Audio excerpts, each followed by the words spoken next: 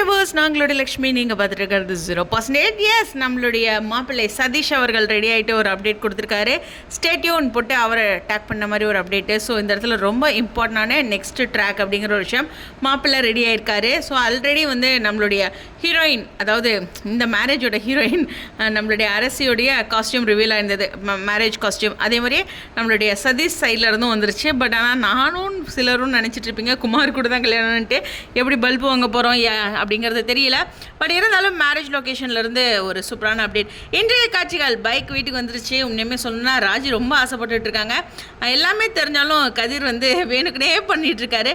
இருந்தாலும் அவங்க அப்பாவை கூட்டிகிட்டு போனது கொஞ்சம் ஸ்பெஷல் மூமெண்ட், அம்மா அப்பா அப்படின்ட்டு. இருந்தாலும் ராஜி கூட ஒரு ஸ்பெஷல் பைக் ஜேர்னி அப்படிங்கிறது இருக்கும். அது கண்டிப்பாக வந்து பிஎஸ் ஃபேன்ஸ்க்கு ஒரு சந்தோஷத்தை தரும். ஒரு பக்கம் நம்மளுடைய தங்கமயிலே ஃபுல்லாக மாட்டிக்கிட்டாங்கன்னு எல்லோரும் சொல்கிறீங்களே, இல்லையே இன்னும் அந்த நகை ரிலேட்டடாக அவருக்கு தெரியாது தானே சரவணனுக்கு, தங்கமயிலோட நகையெல்லாம் கவரிங் அப்படின்ட்டு. அது மாதிரி ஒரு சில பாயிண்ட்ஸ்லாம் இன்னும் இருக்குது. எனிவேஸ், வெயிட் பண்ணி பார்ப்போம். உங்களுடைய கருத்துக்கள். இந்த மேரேஜ் ட்ராக் வந்து ரொம்ப எதிர்பார்ப்புகளோடு இருக்குது, யார் கூட கல்யாணம் அப்படின்ட்டு. ஏன்னா ஒரு பக்கம் சதீஷ்கிட்டையும் குமார் பற்றி எல்லா உண்மைகளும் சொல்லிட்டாங்க.